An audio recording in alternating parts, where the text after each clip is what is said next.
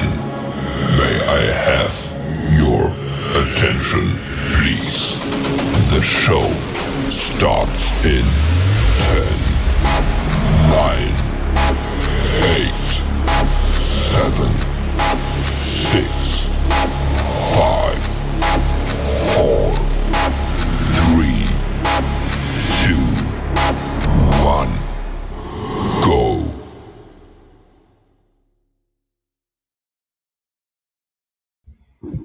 Hey everybody, and welcome back to the Crypto Night Show. Your host Superman in the house for another day in crypto paradise.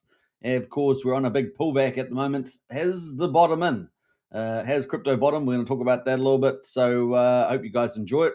We're going to be doing an update, of course, around the stock market, crypto, where Bitcoin and Ethereum are. What might the bottom be? And of course, where is PulseChain going? We've got a big rollout of projects coming up. So we're going to talk about those too. So I hope you guys enjoy the show. And I just think at the moment, I think the price is just fantastic to pick up right now.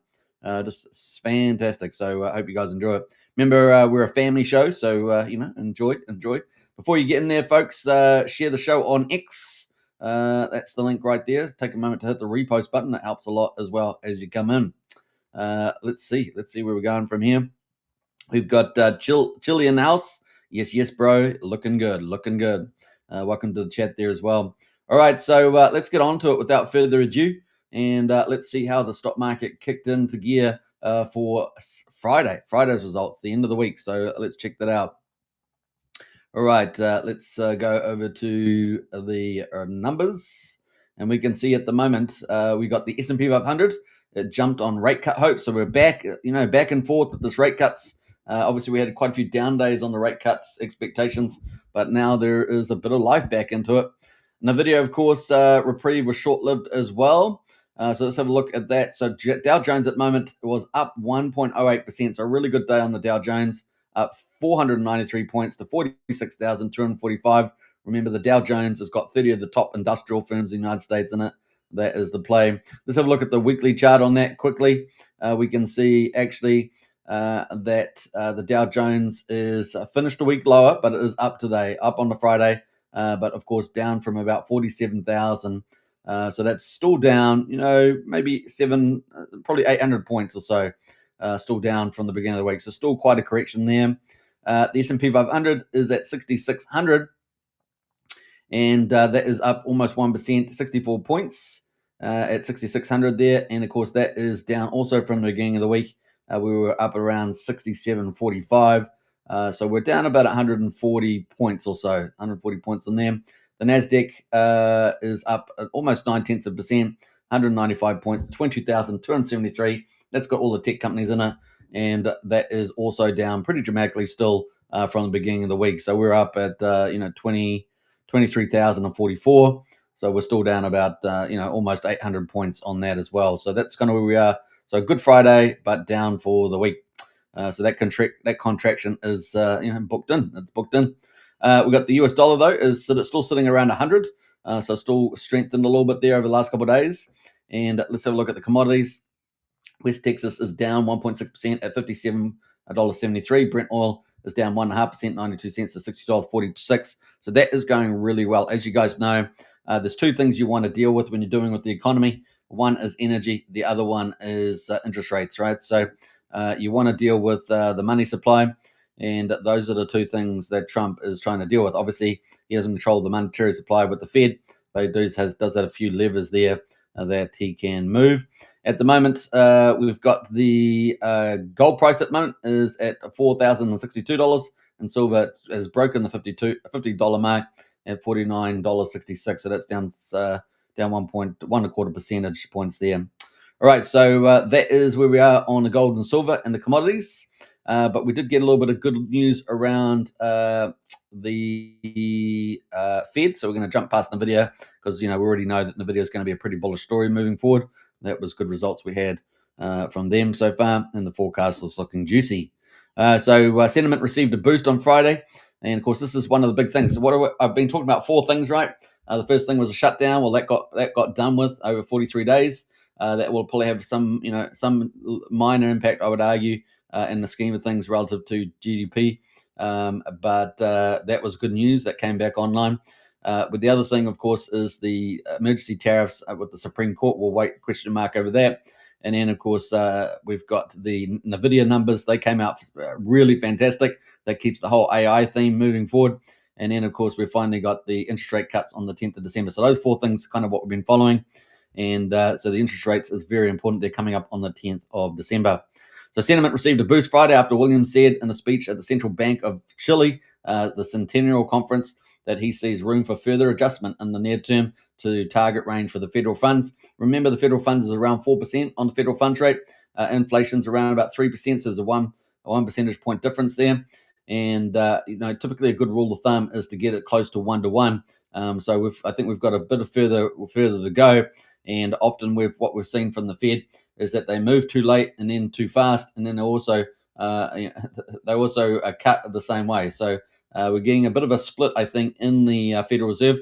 This split will hopefully build momentum towards a rate cut. So that will also be data dependent as well. But we'll see how the inflation data goes. We already saw the job data already a little bit stronger than expected. So, but that's going to come from the golden age of America from Trump as it ramps into 26 and 27, right? All that investment pays off pretty soon. So, he noted that the downside risks to employment have increased. So the downside risks to employment have increased, while the upside risks to inflation have lessened. So that's kind of good news. Williams described the current monetary policy as modestly restrictive and indicated a desire to move the policy stance closer to a range of neutral. Following Williams' comments, traders boosted the odds of the December rate cut to nearly 70%. Can you believe it? Up from 29% a day earlier, that low. These comments partly allayed concerns exacerbated by stronger than expected job growth in September, detailed by delayed jobs. Now, obviously, they do have a bit of a dual mandate, and so a stronger employment, if it was weaker, that would make them want to cut rates earlier. So I think on balance they still think that they need to cut rates, and I think that's probably good to get to a neutral stance there.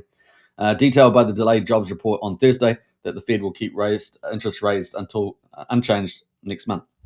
That's kind of where we are with that. Let's go have a look at the interest rate tool. See where that is at right now, just to wrap up our economic and stock market coverage. So we've got 2 weeks and 4 days and 19 hours to go until the 10th of December. Still quite a bit of time. And then, of course, that has flipped. Now it's 67.3% has gone in favor. And I said this, was it yesterday? I said, we could see this flip back. And that's exactly what we saw pretty much the next day. So there we go, 67%. We were down at 27. So our times can change. Welcome to volatility in the markets. So that's kind of where we are right now on the old Fed. So that's good news, guys. So feel good. So this week, was this the bottom? It's certainly shaping up like that. All right, so that is the old stock market news. We're going to get the crypto next. Crypto still not quite reprieved. We have obviously quite a bit of sell-off overnight, really severe, and continuing that trend. But we had a bit of a bounce back. So a little bit of a bounce back there. We're going to cover that next. Don't forget to share the show around on X. That helps a lot there as well. So hit the repost button, guys, out there. All right, let's get into the next one there, the crypto markets. And at the moment, we've got the total crypto market cap at 2.95 trillion. It is down 3.4%. So another down day there. Can you believe it? Below 3 trillion now. So it's pretty insane.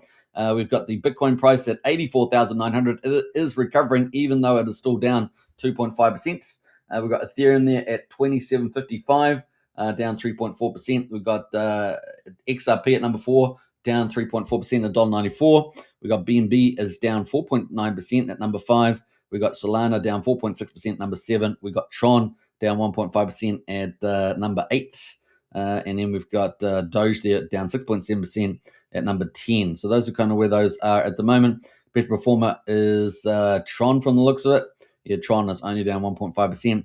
Best performer over the last week is Tron as well, only down 6.3%. But a pretty brutal week because most of the majors are down between 10 and 15%. So pretty brutal there on the correction standpoint. Major correction. What else can we say about that? Let's go look at the top 100. Well, over the last week, we've still got Bitcoin Cash is up 8.5%. White Bitcoin is up 7.9%. Astra up 7.9%. Pi Network up 7.1%. And Token Leo there up 2.5%. So they're the top 5 performers there in the last week. on the top 100. Top 1,000 gainers last 24 hours is Intuition, BitLight, and Punk Strategy. They're all up there, particularly Intuition there, up 200%. We've got the trending is Zcash, Bitcoin, and Intuition there. So Intuition making quite a nice move. Let's have a quick look at Intuition, see how long that's been around. It's number 597. From the looks of it, it is been on a downtrend for some time. It launched November the 5th, so I guess it's not that old. What's that? 15 days, 2 weeks old. Kept going, selling down, and now it has bounced from 9.5 cents all the way to 33 cents, but with some great volatility in there, as you guys can see. So that's interesting there for the old Intuition. I don't know. We're going to look at the website. No, we'll just let's have a look. Intuition Systems. Let's go have a look at that. So it's Intuition there. Trust your decision, opinions, AI. So it looks like some sort of AI. Your Intuition available everywhere. So maybe worth checking out there on that. So look around there. All right. So that is picked up some pace. Might have had some news there. Looking at the results then, we got down 2.4% on the market cap, 2.98 trillion. We're below $3 trillion, and Bitcoin there. We're going to zoom in on that right now. All right. So Bitcoin there is sitting at 85,194 on Coinbase. So it's a little bit higher in terms of the price. We had a low today of $80,500. Can it be $80,500? You guys know that my next support zone was 78,000. Remember that? So 78, but we did hit 80,000. Now it's not inevitable that we'll hit 78 because we don't have a lot of structure up here because we were breaking record highs. But we did have some structure around 78K on the horizontal in terms of previous peaks and support. So that is kind of where we are right now. You can see where we were back here in April. We're kind of back in that same zone again. So we wiped out pretty much everything since April. Don't you love that when you think about it like that? It's pretty annoying, right? But there we are at 85K. So that is the play. We have got a death cross playing out, of course. Is this the end of the death cross, or we've got another day? We're going to go down to that 80K and then make one more go at 78 before we bounce. We will find out in due course. But we did have good news around those interest rates expectations. Those have flipped. That may be one of the things that makes us keep going up from here. So that's kind of the play. Let's jump over to the Bitcoin performance so far. We're at 22.3% at the moment. Let me just refresh this, make sure it's up the latest and greatest, but about 22.3%. And yeah, 22.3% negative this month. To completely the opposite of scenario that we might have thought we were going to get. And then, of course, December, will that be green? Will that be green? Big counterintuitive a little bit there. Last year, it was down 3%. Will it be green this year? And, of course, then January. Will January be a bit green? Now, we know that it's pretty dead quiet between Christmas holidays or during the Christmas holidays and through the 10th when people come back from the holidays. And so that's kind of where we are. And so February there is pretty green, and so is March. So let's see if we can ramp out a December, January, February, March on the old green ice cream, let's say. So that's going to play there on that. Ethereum at the moment, it bottomed down at $2,620. Remember that number, $2,620. And we are currently at $2,764 or $2,764. That's where we are right now. So let's see. We're obviously coming up to a death cross. We're not there like Bitcoin, but we're coming up to one. And we're back at the top of the zone where we had quite a consolidation. And so let's see where we head from here. But we're probably in pretty good space there. So yeah, that is kind of a midpoint's 2,500. So remember that number too. So let's go see what that all means. Well, Tom Lee, we've been following him. He is one of the best. He's not always right, but he's probably one of the very best predictors in the market. And of course, he's one of the few stock market guys that really has been in crypto early. I think like 2012, 13, somewhere in that ballpark, 2013. And so he really knows his stuff, right? Very, very good. He has a very smart team behind him as well. That's why we keep track of what he's saying, because he's got that perfect combo and pretty good track record on the most part. Tom Lee, Ethereum's next move may surprise the market. Ethereum bottoms at 2,500. And the recovery back to all-time highs will be faster than the decline. So that's from Tom Lee there. And we've, like we saw today, we hit 2,600.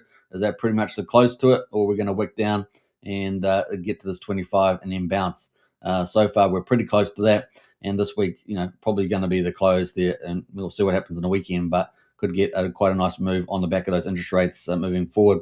Market sentiment is shaky, and we knew that Tom Lee originally knew that the first half of November was going to be volatile, and then the second half could give us the upside. However, he modified that, of course, with the fact that there was a system glitch, as he calls it, and the big market makers, at least one of them probably got shaken out and didn't get insurance cover, right? So that all played out, and so here we are waiting to recover, and that could take up to 6 weeks, he said, and we're already about 4.5 weeks or so through that 6 weeks. So that dampens down his original expectation around the November rise. And of course, that is off the back of the 10th of October when we had the liquidity crash, right? So all that had a much bigger fallout than people expected. And this is where we are right now. He didn't want to name names, which is probably wise. So that's the way it goes. Historically, Ethereum rebounds harder and quicker after deep drawdowns. And we like the deep there, meaning the accumulation window could be shorter than most expect. So the rise could be quite shockingly fast. And if you think that it's going to be slow, you're probably going to be missing the boat there and paying higher, right? So at the moment, you've got a nice opportunity to accumulate some nice, cheap Ethereum, Bitcoin, and just about everything else. So it is what it is. Volatility equals opportunity. Bullish structure intact. Cycle acceleration on the table. Bottoms aren't comfortable, but that's why they're bottoms. So let's quickly listen to this short video clip here on CNBC from Tom Lee. That's the low, and Ethereum bottoms at 2,500. The recovery from there to all-time highs will be faster than the decline. That's what happened in every crypto decline, because what you have is all this spooled up energy. People are sitting and waiting, and there's panic selling, forced sellers, but the buyers are being patient.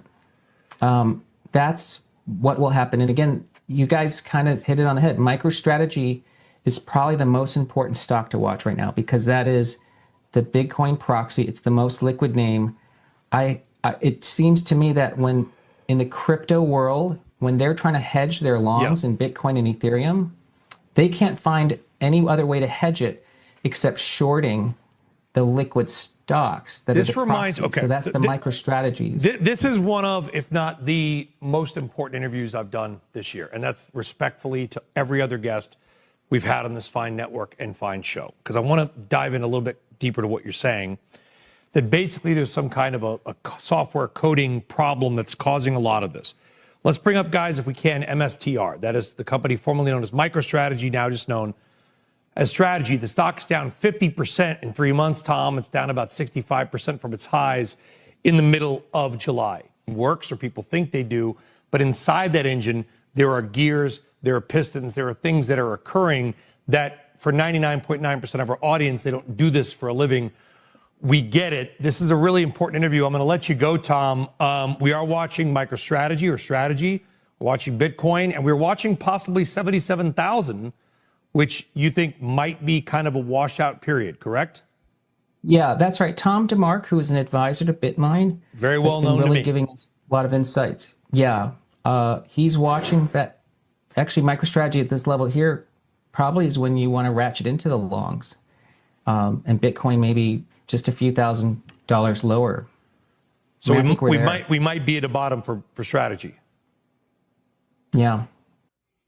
All right, so that was a couple of insights there from Tom Lee around where Bitcoin and Ethereum are at, and it looks pretty close to the bottom is in there, and of course we had pretty positive news there, so pretty cool on that. Let's jump away to the PulseChain news, which we're going to talk about. So we'll jump back there, and let's see where we're going from here. All right, so we've got PulseChain on right now, and it's day 900. Can you believe it? 924. So let's go to that, 924. And we got Pulse at the moment at 0.0182. It is down 1.8%, 18% of the main sacrifice price, and well below, what's that, 60% below the whale price, 4,100. So, pretty dramatic. PulseX at right now, 0.0115 is down 1% almost, and that is at 11.5%. Can you believe it? Of the main sacrifice price, just pretty insane. And of course, we've got the that also has the similar whale price, same whale price, and the buy and burn at the moment is at 8.15%. So it's just slowly creeping up there in the background. Ink token at the moment, 76 cents, is down 3%. And we got Hex at the moment at 39 hundredths of a penny. That is pretty flat, just up slightly. And then we got EHEX at 11 hundredths of a penny, and that was actually down at 1/10 of a penny as well. So the combined price of EHEX and PX is at half a cent right now, which is slightly up from yesterday because EHEX is up slightly. But wow, what a bargain to pick up the old PulseChain assets. DCA is the way we would say it. The other thing, of course, is that the ProveX sacrifice, which we're going to give an update later on for, is actually the 2nd of October. We're going to be interesting to see whether that is a down day for PulseChain for latecomers that want to get in for the base rate. So that's what we're reasonably expecting. The counterpoint to that is arguably that people, a little bit, assets are down. They're not really keen to sell too much. Richard indicated don't sell at a loss. And of course, maybe there's a bit of exhaustion here. So we shall see. We do have, of course, the big sacrifice pools like Bunker Mentals, and of course some bad ones out there too. That all the other ones are pretty bad. So I'm not really talking about those. But yeah, so we've got those going on, and they also encourage or give an avenue for people to get the whale X's on there. And so they don't have they've got custodial risk, but they do have the upside of the whale incentive. So that's kind of in the favor. So we've got like two main points in favor, one against. So, but I think we'll probably still see some the 2nd of December being maybe another discount opportunity. I guess it would depend on how high PulseChain is relative to where we are today. But we're expecting volatility over the 21-day period. And we got market volatility as well at the same time. So it's a double hit there. We got probably you in the house there. Great show. Appreciate that. Thanks so much. Yeah, we're live streaming right now. Live streaming. Isn't that crazy? All right. So that's kind of where we are on the PulseChain. Let's go to the gas prices. We're at 400,000 beats. So we're a bit higher than we were yesterday, about 30%. We've got 0.3 of a penny for a PulseX swap. Looking at the validators, we got 51,800 validators. It is cheap right now to become a validator. I think it's like $550 or something like that. 32 million pulse.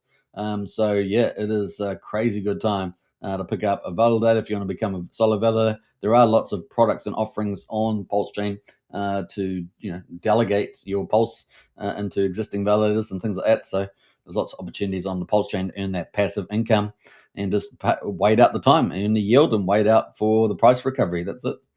Bridge at the moment is at $80.81 million. So we're definitely on the low side there. Let's jump over to the other bridge update here on the where's that bridge share?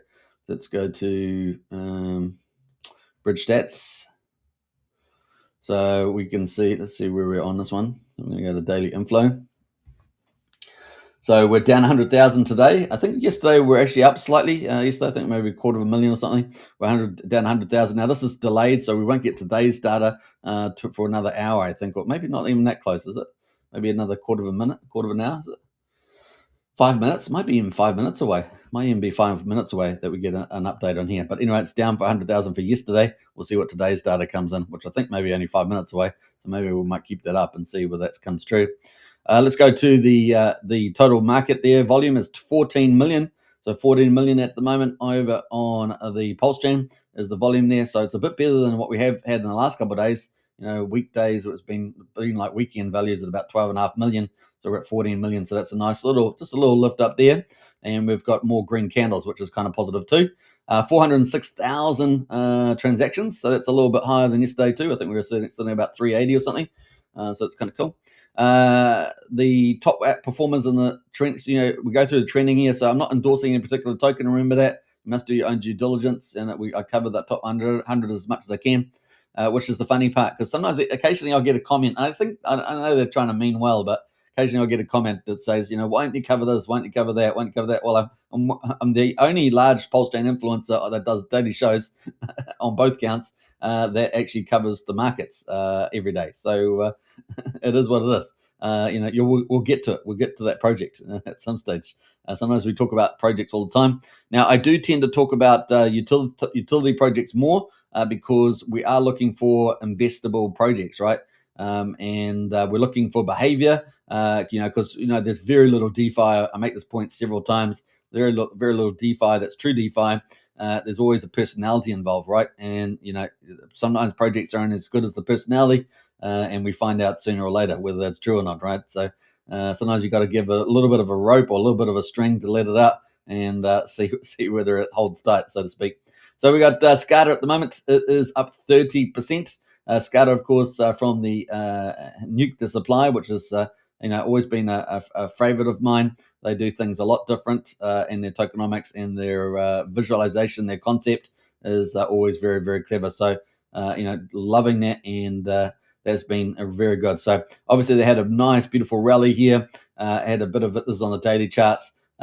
Tapered back here. Let's see how far that came back after that rally, and tapered back here to about 82%. Pretty normal. And then back up, we're going to go. Hopefully, that's what they're hoping anyway. So that is from the Nuke Supply. So that's not doing too bad. Obviously, a massive. If you bought the top, you're down 8%. But actually, they're pretty good protocol tokenomics. We'll see how that plays out. Pepe at the moment is the Pepe Pump Tires, and that is up 24%. So obviously, this is a pretty popular one. Now, I don't know about you guys, but if you're on X1 playing around with the new name service that's there, within 2 weeks, probably maybe 12 days now, they're going to be launching the marketplace. So that's about to take off, isn't it? So we did cover that when we covered X1 overview. If you haven't checked that out, you want to get up to speed with X1, check it out, because that's the best video out there on all the ecosystem on X1 right now. I think I did it 2 days ago. Check it out on YouTube and on X. You can find it there too. We do a full review of X1, and so if you want to, get up to speed, check it out. It's kind of like the Solana 2.0, so from Jack Levin. But at the moment, we got Pepe. Pepe was one of the names that got picked up pretty quickly in the old name service there on over X1. I thought that was kind of hilarious, and it was pretty much a race for everyone to get all the popular crypto names, rare names, like 1 to 9, because there's one that always costs more. And top tokens. It was just pretty hilarious. So we're going to see how they all play out when the marketplace goes live and people bid for those. And Pepe is one of them, right? So anyway, Pepe on PulseChain Pump Tires is coming off the bottom. And don't forget, we've got the PRC20 forks as well. But here we are with the old pump tires. And it's a nice little bounce back there from, I guess the bottom there, or at least the local bottom. Funny enough, we came back into this resistance area that we had on the 6th of May. And that's kind of where we end up getting a bounce from here, if this continues, if that is the bottom, indeed the bottom. All right, so we've got Peahen as well. Peahen's been performing pretty well the last sort of 24 hours. It's up 24%. Let's have a zoom in on that. It is tied to Peacock, and it bounced up pretty nicely on the day. Yeah, so the last 24 hours. So, yeah, obviously came down quite dramatically, but is bounced off 000, 20, 100, now 2600 there. We'll keep a lookout for this one. Keep a lookout for that. DFC at the moment, it's been around for 3 months, up 23% on this pair. Let's have a look there. How long has it been here? 3 months. And let's have a look at the daily here. I don't know why it defaulted to the hourly there, but that's coming off the local bottom as well. A lot of these all look pretty similar. Obviously, the market's been going down, PulseChain's been going down, and they're all looking to try and bounce, right? There's this itching the bounce, inching the bounce there on the old PulseChain assets. Now we've got PulseGuy in there as well. PulseGuy, and of course, a lot of stuff here is tied into Peacock, right? A lot of the stuff is tied into Peacock here. We've got PulseGuy is sitting up at 20%. And let's have a look at this chart. Yeah, it looks pretty similar. They all look pretty similar, guys. This is US dollars, right? So we're not looking at the pulse ratio, which is really the one you want to look at. If you're not looking at pulse, you want to look at the pulse ratio all the time. But we're just having a look at the US dollars right now, and we're at 0.00146 there. But if we did switch over to pulse, that's going to give us a big view. Yeah, a nice little pump there on the pulse ratio. So you're earning more pulse really in the protocol for pulse guys there. All right, so that's also tied in the Peacock. We've got Sparta. Now, Sparta has been down quite a bit. So let's have a quick look at that. Hexus, of course, is down, around the lows. And so, yeah, we've got a little bounce back in the old Sparta there at 1.6 cents, at 2 cents there. Now, I don't know how much Hex they've got actually in their treasury. Last time I read it, it didn't read as big as I thought. So let's go quickly check it. So it looks like their treasury's got 8.5 million. I'm presuming that is. I'm not sure what's that breakdown. Is that Hex? Treasury 8.5 million Hex, or was that 8.5 million Sparta? I'm not quite sure what's going on there. We had 2 billion tokens. Gathering it's all Sparta supply. So 15.8 million in the LP burned is almost 1.9 billion. That's pretty amazing. Treasury's got a little bit in it, and 107 million circulating. So it's still not quite 10%. What's it, about 6.5% or something like that of the circulating supply? And that looks like US dollars 93,000 total in the treasury. So that looks pretty good. It's got a lot of other tokens in it, and it's got $8,500 of X in there. So it's not that much affected by a lot of these other tokens are really adding up most of the treasury there. So I guess it's decoupled. That's what I'm trying to get to. Is it a bit decoupled from Hex now? Based on that, looks like it. Actually, I didn't even check the market. What's the market right now? 2.7 million. Yeah, very decoupled from X. I'll be surprised that keeps moving around with X right now. Now we got Peacock is up 8%. Now we're going to be talking about Peacock and LibertySwap, and that is the hourly chart there. Had a bit of a battle overnight, and got pumped up and then got sold down and then pumped back up again. Now is up at 8,500 with I guess a little bit of pulse there. The pulse ratio there, yeah, moving back up. Look at that battle going on up here. So it gets pushed up and then by the market maker, wink, wink, and then it gets pushed down by a seller from the looks of it, and then it gets pushed back up again. So now back at 468 pulse per Peacock right now. So that is the old Peacock. Let's quickly go and have a look at LibertySwap. Now, LibertySwap, of course, is changing the game on PulseChain, and we're very excited about it. What we want to see is strong leadership, actions that follow words, a great roadmap, and execution, right? And then, of course, the value add. That's kind of the pipeline. And that's the team, apart from dropping the ball once, in my view, they have picked the ball up and ran with it very, very well. And so, yeah, it's looking pretty good. So let's go through a couple of these things.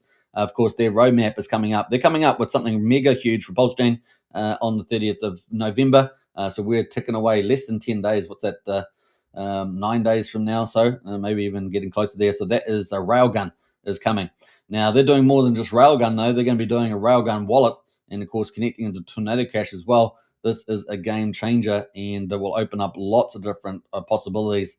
In particular, could be a route for the OA to sneak in and pump coins, right? So it's going to be pretty awesome.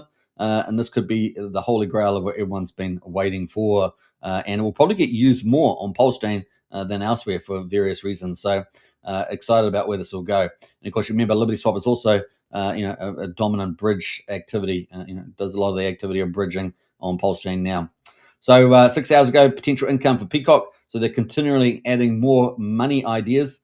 And of course, income for Peacock here, they're going to use a TWAP strategy, a total weighted average price strategy, and they're going to spread buys and sells over multiple buys and sells through the price to average it out. So they're doing it themselves. You can sort of see they got a TWAP price, so they got one buy order, but they split into 4 buy orders at different prices. And they get a time weighted average price there, and they're going to be bringing that out for everybody else. So it looks pretty cool. So keep a look out for that. I thought that was kind of neat. Constantly innovating there. So much cheap coins. Now, obviously, they've bridged over a lot of USDC and Ethereum, and they'll be snapping up a lot of this cheap pulse. And this is super. This is like a dream come true for LibertySwap. Now, they do have to absorb the short-term volatility on the downside, but the opportunity to grab so much pulse and stuff like this price is just insane. And so, from that point of view, they'll be very happy about that. Keep it simple: buy back, hold, and expand.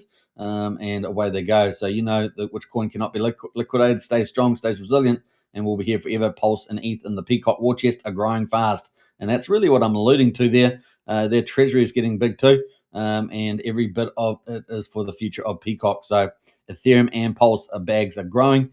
Peacock is in good hands, and that's very, very exciting there. And of course, representing, Peacock's really representing their value that they're adding to the Pulse chain. So it's kind of cool. All right, so some cool stuff happening there. Let's scroll up a little bit there. What are we talking about? This might arrive sooner than we expected. Our buyback wallet for the PulseChain Peacock strategy already runs on a TWAP model with randomized orders across a set price range and flexible timing, and we've seen it operate a few times. So it's functioning well. We can explore offering the same mechanism for users. So pretty cool. And there's a buyback wallet there that they talk about using. on that one. I think that was it. Yeah, so we're going to scroll up the top here. So Peacock on the move there. It is funny to look back at 2020 when everyone was convinced Ethereum 2.0 was finally arriving.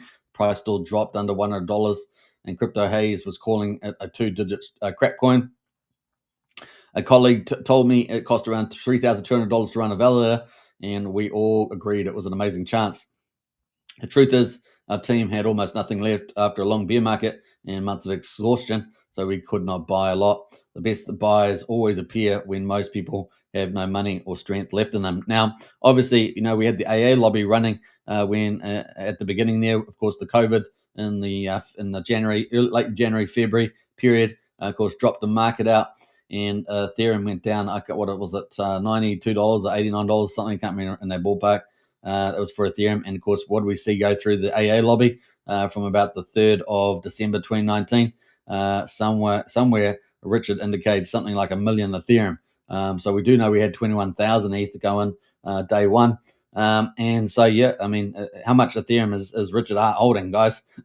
We were excited about the 171,000 ETH that he was holding from the DAI swaps from the Pulse and PulseX sacrifice.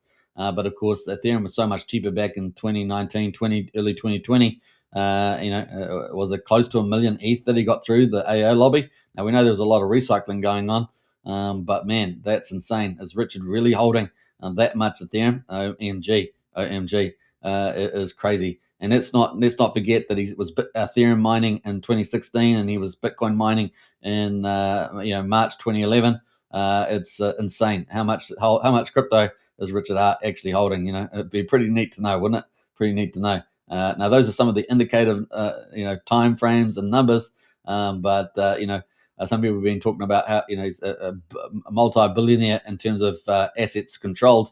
It's pretty insane where that all might go, right? Now, obviously, he could have been doing LP funding and everything else as well. There's lots of things that Richard Hart must have been up to over this time and accumulating more of the good stuff. So it's going to be fun to see. Has he been some of these big OG Satoshi wallets that have been moving in the last couple of months? Of course, coming up to this 100K mark, it's a time when a lot of those wallets started to take some profits as well. So yeah, it's a lot of what ifs, but man, it is crazy. Pretty interesting there. What else we got going there? So let's just scroll up a little bit here. We're going to scroll up there. Now, there was a new update here around the ACH for people to bridge over to PulseChain via LibertySwap.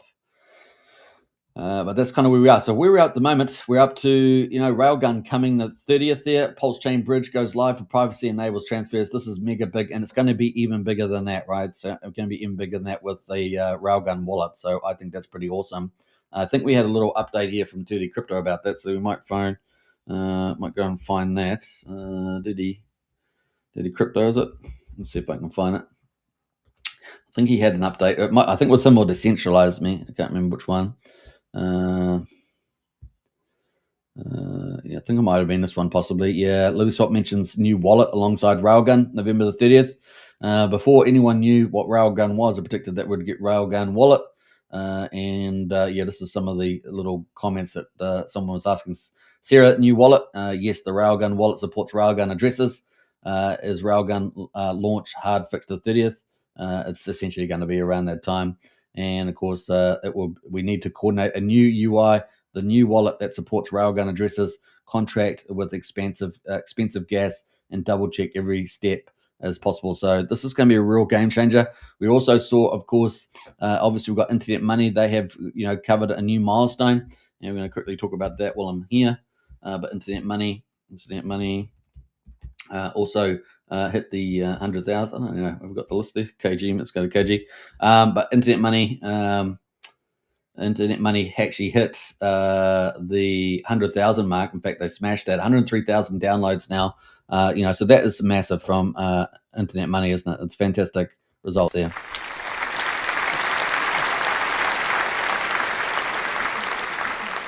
So, we're expecting that to continue to grow, but of course, we need more wallets. We need some good wallets at the moment. People are still using Rabby with custom RPCs. You don't have all the token values and symbols and everything on it. People are still, using Internet Money, of course, as we just talked about. That's kind of the main first dedicated wallet. There is other Rabbit, another Rabbit wallet fork out there. Of course, it's a little, I don't know.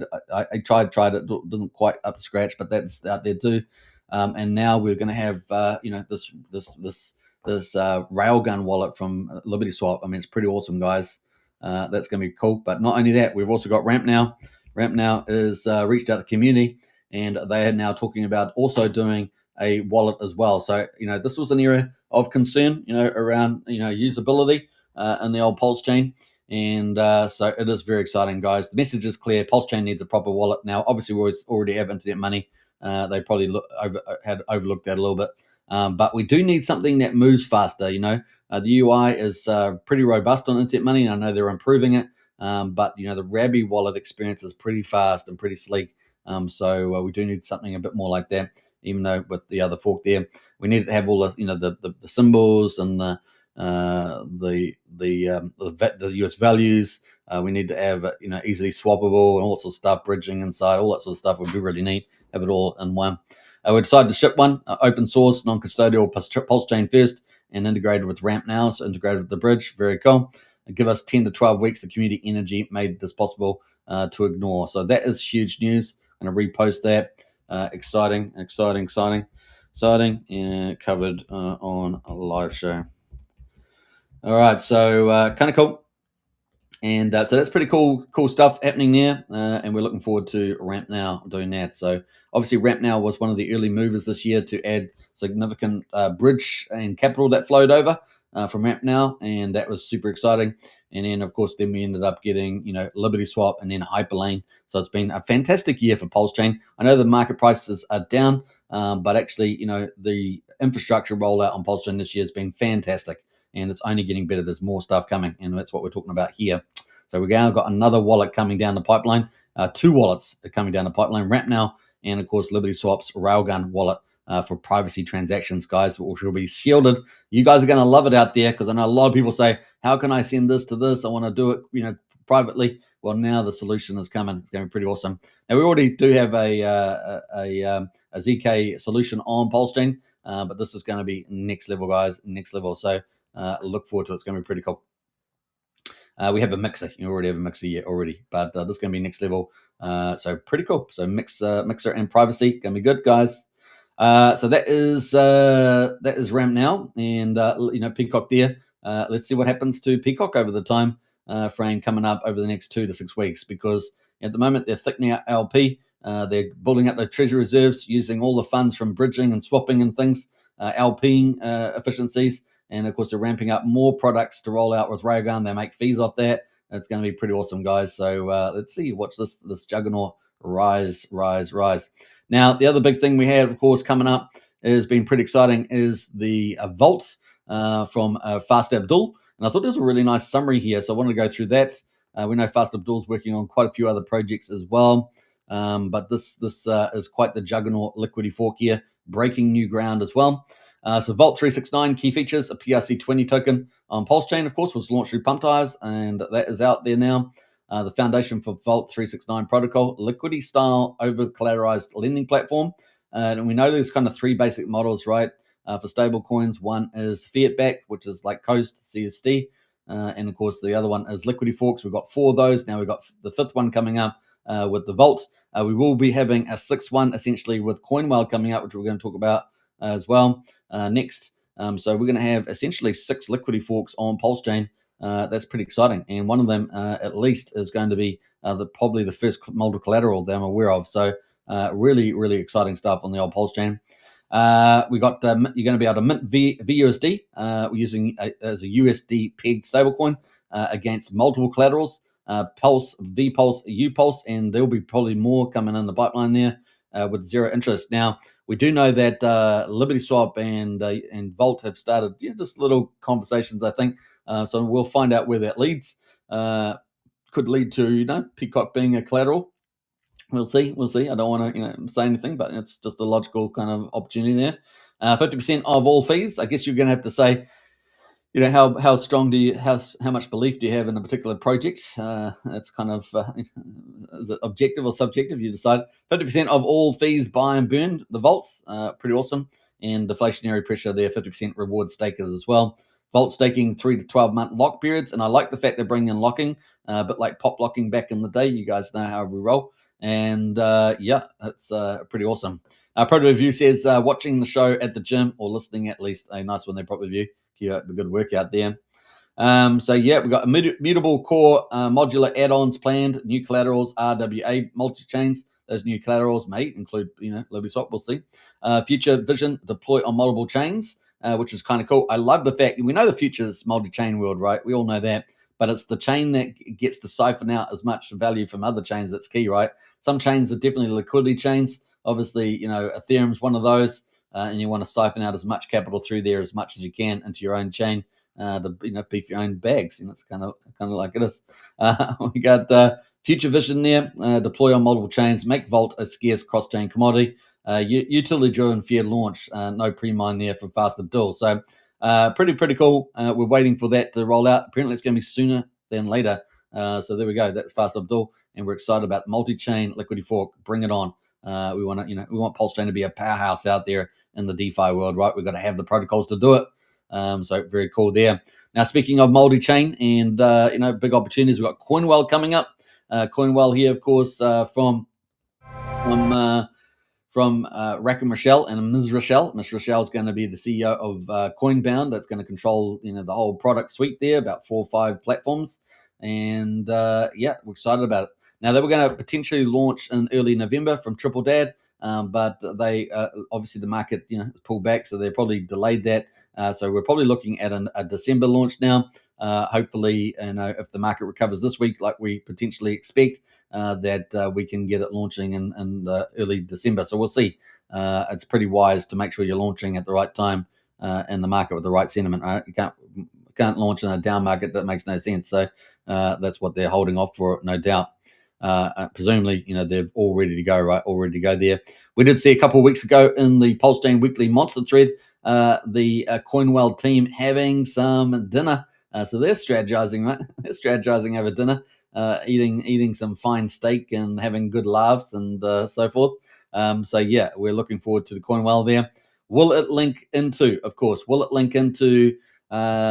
of the things that Rakim Rochelle's teased about, which is, connections to Donald Trump Jr., potentially into their USD one ecosystem, potentially linking into Saudi money, linking into VC money, Rakim's client list that he had back in the PulseChain and PulseX sacrifice, right? We know Richard Hart used to talk about, at least 2-3 billionaire that he had met and knew that were buying up Hex at the time. So there's all these sort of background things. And of course, he's also teased about the White House and about the digital strategy and about NASDAQ. So which of these things might come to fruition? Because he wants CoinWell to be a success. He wants it to be a corporate offering on the blockchain. He's launching at the right time. We can't argue with that. We had the Genius Act come out. We've got the Clarity Act coming at the end of the year. We've got lots of crypto support. We're getting tax, potentially no tax on crypto as being put forward as well. There's lots of stuff happening in the space. The digital strategy team in the White House is going to bring out a lot of cool support, and we may see the White House start buying Bitcoin and altcoins as well. That could be coming soon too. So there's lots of cool things on the mix there. And if Rakim can get himself into any of that stuff I just listed, it's all bullish for his CoinWell. Yeah, very, very excited there. We're going to keep our eye out on that. But that's coming up potentially for December. So PulseChain's got some heavyweight stuff in the mix there. Now, we've got to remember that I cover a lot of projects, and some of them may not succeed, right? Some of them, it's just like a business. They say in the real world, not digital world, that 95% of businesses fail within 3 to 5 years, depending on who you're asking. And that's always true, right? It's not just easy to launch something. We see a lot of crypto projects get launched and they don't get supported properly. They're fighting for promotion. I see a lot of teams on Telegram, they don't even want to promote. They're like, I don't want to promote. Why should I promote? People should just come and buy. And so that's not how it works, though, is it? It's not how it works. You make great product, then you got to promote it and get people interested in it through whatever means you can, right? That's how world works. That's how crypto works as well to a big extent. So that is kind of some of the stuff we got going on right now, and we're excited about CoinWell coming. It is going to be multi-chain, but of course the low-hanging fruit is the old PulseChain there to kick it off. So exciting times. Let's keep a lookout for that. And so a big shout out to Rakim Michelle, Triple Dad, Joshua Wu is in the team there too. I even saw a Wild East J hanging out there as well. Not sure if she's got a role in there, but keep tabs on that. And the Pirate maybe even involved. Who knows? Because they're all together, aren't they? They're their own group. And then, of course, Ms. Rochelle, the CEO. We're looking forward to what she can do with that. Very exciting. So that is CoinWell coming, guys. Now, another big project coming that we haven't talked enough about is Tetra.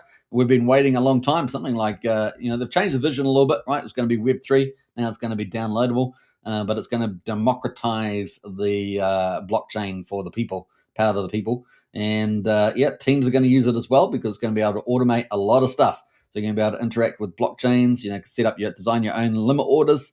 And of course, this will go hand in hand with the Signum Oracle coming from the same team for Tetra. So Stu has been working hard on that. It's taken a lot longer than anybody could have imagined, even Stu himself.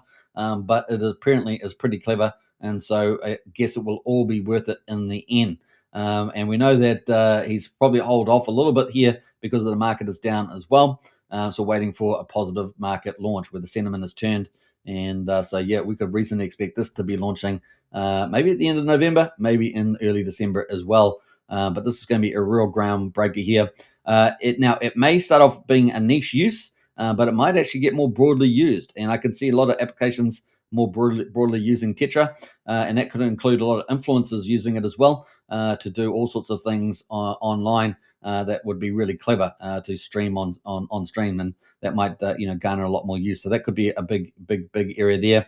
We do know some teams will definitely be wanting to use it in DeFi, and that may actually scale up even more to automate with Tetra in the background there. So it's going to be fun to see. Now the website hasn't been updated yet. But that was in progress. So as we understand it, it is getting very close. And once the website is up, we will see the roadmap for launch as well. That will be on a bit of a countdown. So we're getting pretty close. So question mark, will Tetra launch before the end of the year? Well, I guess we've got to be more optimistic than we were in the past. But it's getting pretty close for sure. I think it's just getting ready for that market timing, and we'll get good to go. Now, after Tetra, of course, Signum is going to be launching as the Oracle, and this is going to be a full suite Teller Oracle, from what I can tell. Don't think they've built it from the ground up. I don't know. Maybe they have. But this is going to be pretty awesome, Signum Oracle. And we know that this is going to open up other protocols like PUSD ALGO. I know people do ask me a lot about PUSD ALGO. Now, we have two enablers as far as I'm aware. So, obviously I've tried to keep up with as much as I can. So Signum Oracle is expected to launch essentially, I think, at the same time as Tetra, if not, within a couple of days. Signum does rely on, I guess, Tetra, if you're going to use some of the tools, will rely on Signum because you want a price Oracle. And I guess you could possibly launch, hook into Fetch possibly. But you're going to be able to use that. And then Signum will rely on some of the Tetra UIs and things like that, or something like that. So that's kind of what we're expecting, that interrelationship. But this is a game changer. And for PUSD ALGO in particular, which will be probably the first user, maybe the first user, certainly a big user, is this is our third stablecoin model. You remember me talking earlier about Coast with the fiat model for stablecoin, the liquidity forks with the over collateralization model. Well, we're always looking for the holy grail, the third model, which is the decentralized stablecoin. And PUSD ALGO is offering a new method to make that happen, and we've seen it operate pretty well on testnet about 2 years ago. I think it is now close to, and so we're waiting. Now, what are the enablers for PUSD ALGO? Well, one is the Signum Oracle, and it looks like it's getting very close. Yay. And the second one is the collateral amount, right? So obviously ETH is down dramatically. That means the collateral is down. I think it's around about 173,000. You might have saw it earlier there on screen. I'm tracking that. And we obviously will need Ethereum. Probably, this is just my opinion, right? But I suggest you will probably need Ethereum to really start to break that 5K, get on the big rally, and maybe get up to that 6, 7, 8K mark, probably in that ballpark, before we might see the collateral side of PUSD ALGO launch. Now, that's based on old information that they need kind of $1 million to set up all the LP pools for PUSD ALGO. But of course, they have also talked about, well, at least a little mouse told us, I wouldn't say little mouse, a little secret investigator told us that they may be doing a slight modification to align with the Genius Act there. We're not quite sure what that exactly will mean, but that could be pretty bullish too. So we're going to keep an open mind about that. It looks like one of the two enablers that are required is about to launch, which will be Signum Oracle, and that'd be pretty exciting. And then, of course, we'll get into hopefully ETH will have a nice run into the end of the year, into the beginning of the year, and the collateral will get up to a point where that enabler is also required for PUSD ALGO, and then PUSD ALGO will launch. And all those people frustrated about delays and launches, not only for Signum, but for PUSD ALGO, will be very happy. And of course, Jacob has talked about that if it succeeds, then everyone will be very happy indeed. And so we're looking forward to that. It does appear if he can make the holy grail for a algorithm stablecoin, that would be awesome. And it does look pretty good so far. So we'll keep open-minded on that again, and we look forward to that. So that's pretty much it around the roundup of a lot of the juggernaut projects launching. Obviously, there are many other projects launching on PulseChain in the future, but those are some of the heavyweights that we've got in the near term, perhaps into the new year. So keep a lookout for that. Very, very exciting. All right, the other big thing, of course, we've got on at the moment is, you guys know it, is the ProveX sacrifice. And we're only a few hours away. In fact, we're only an hour and a quarter away from the end of the day, based on when Richard Hart has talked about, which is day 10, the end of day 10. But we actually, on the timeline, we're a little bit, there's about another hour and a half difference, and we're already into day 11 here. So we've already crossed over to day 11. Remember, so we're over halfway. There's 21 days in the first base rate period, right? This period here, from day 1 all the way through to day 21, which is between the 12th of November all the way through to the 2nd of December. And so we're just at halfway now on the halfway day. So it's pretty exciting. And so we've still got potential volatility on PulseChain. And then we've got the final day, the second there. And that, no doubt, I think will probably bring volatility typically to the downside on PulseChain, particularly when we've got this big sacrifice pools like Buckamentals and one or two others out there, which I don't suggest you even bother looking at, but that's up to you. There we got there. So anyway, we're closing the day 10 around about $3.2 million. That's when we're at the moment. So $3.2 million, and that makes, it's about $300,000 a day on average is going in there. So $300,000 a day on average going into the sacrifice at the moment. And so, we could double that, right, to get to the end of the time, and it would be about 6.4 million, right? 6.4 million if we keep the run rate up like that. We shall see. Obviously, first day was a lot bigger than that, so we'll find out. But the last day is likely to be quite big too, right? The people clamor to get into that base rate. And then, of course, we move into the second phase, which will be where the base dollar rate goes up by 6.25% per day, and that is additive. So it just goes up pretty sharply. And by the time we get to day 54, we're up at $7.40, $7.40 per 10,000 points. Whereas at the moment you can get it for $1. So you either pay $7.40.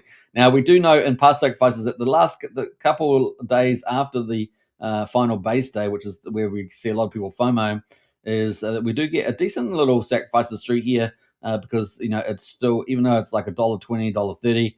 People still consider that it's okay, so they still manage to sacrifice into that. But it's a scalar, so it'll be scaled down. But that's kind of where we are at the moment. Then finally, we get to between day 55 and day 59, we've got the flat rate, so the volume bonus disappears as well. Remember before this, all this up to day 50. Up to day 54, you get the volume rank bonus, and that's what the sacrifice pools are offering, right? Offering you to get a chance to get the whale pool there. So let's have a look at the top leaders. Well, we've got pretty dramatic happenings because the Buckamentals sacrifice here is sitting at 1.1 million, and that is just climbing at a good rate of knots. And there's 229 sacrifices in there so far, wallet sacrifices. That is going pretty amazing. They're almost at 30 billion points as well. And then we've got second place is 64,000 and 56,000 and second and third place there. So that is in play right now. So, if you want to make a risk, it's up to you what you do, not financial advice. But if you do go to Buckamentals there, at least you're getting a 6.25 multiplier. If you went by yourself, you just probably, and you had a smaller sacrifice, you'd be getting close to 1, right? So, that's not that great. So if we go to the last page, you can sort of see, let's go up a little bit here. Let's see what $1 is. We got little sensors. Look at, so if you did $1.50, you're getting a rate of 1x, right? So you're getting nothing pretty much. Let's go to something more reasonable. Let's go up. I don't know. Let's start off at, people might decide to do $500. So if you decide to do $500, you're still getting a 1x multiplier essentially, and so forth. So, that's not really great value. Let's scroll up a little bit here, see whether we can get some better numbers. Yeah, it's still pretty small, isn't it? So let's go all the way to the end. We might go the other way instead. So if you're doing, let's say you're doing $5,000. So if you did $5,000 by yourself, you're getting a 1.65 multiplier. Or you could take the risk and go with the fundamentals, and you're getting about a 2.7x multiplier, which means, the whale price at the moment, let's go a bit further down. Let's see if we can get to 2.5. So we did 5,000, let's do 2.5. And so if you did 2,500, you're getting a multiplier of 1.46. So you're getting 10,000 points plus a multiplier of 1.46 on your dollars that you're sacrificing. So this person's gone by themselves. And so if they had decided to take on the risk, the custodial risk, with the Buckamentals sacrifice team, they would have, got a 2.64. So, quite a lot more coins. Now, these guys are the market price. If you think about it, just like on PulseChain and PulseX, where it was quadruple zero 4,100, and we're even below that now, right? We're even below that, so we're way below that, 65% or something below that. So anything's possible in markets and crypto, but this is pretty much the setter there, because these guys will be in profit way before you are, right? So if the market goes down, particularly, right? So if the market goes above their rate, then you're going to you're going to be competing with them. They're going to be up 150%, you'll be up 20%, and you go, well, I'm up 20%, going to take profits. Well, you better take it before they take 150, right? That's kind of the idea. Anyway, so that is pretty cool. Let's go to the Ethereum total chain. So we had almost 2,556,000 on Ethereum, and that is primarily out of 3.2 million. So the gap is being opened up on the PulseChain, and this is what I said about the 2nd of December, is that I still think it's more probable than not, by quite a bit, that we could have quite a volatile day on the 2nd, and possibly in the day leading up to that or so. So yeah, we've got 10 days counting down from there. It's $428,000, and a lot of that's coming through the Pump sacrifice, right? That top sacrifice group. BSC is sitting at 59,000, Base at 44, Solana at 41, Arbitrum at 31, and then Bitcoin at 15, and then everything else gets a bit smaller all the way down to the bottom. We've still got 3 chains: Hyperliquid, Mega ETH, and Monad, and they've got nothing on them. Plasma's got $8.80 there. I know there's a little bit more interest in Plasma from some of the teams on PulseChain. Keep a lookout for that. And of course, Sonic Chain as well. Got a few ones here. So yeah, that's kind of where we are on that. And of course, we're already in day 11, counting down at the moment, or counting up, as they say, counting up. We've got Mikey in the house. Hey, good to see you, Mikey. Welcome. Hey, gang. And of course, got Crypto MBS as well, the editor-in-chief of the Monster Thread. Great to have you in the house here, and a promotional lead for the Crypto Night Show. Big shout out to him, doing a great job. All right, so that is kind of the end of the data there. Let's quickly check Richard Hart, see if he's got anything up for grabs. But that is the ProveX sacrifice right now, so we're just on halfway from the base rates. But of course, it's a 59-day sacrifice period. I don't know if I've got Richard Hart on the list here, actually, at the moment. Let's go check out Richard Hart, and let's see if he's got anything else to say. Yeah, so he's been making a few comments today. I don't know if we'll read through all of them, but they're definitely here. He's got a few things about the Bitcoin chart. What else has he got to say? He's got a few things here about, was it trading, I think? Yeah, trading. Be careful not to margin trade, and better off spot trading.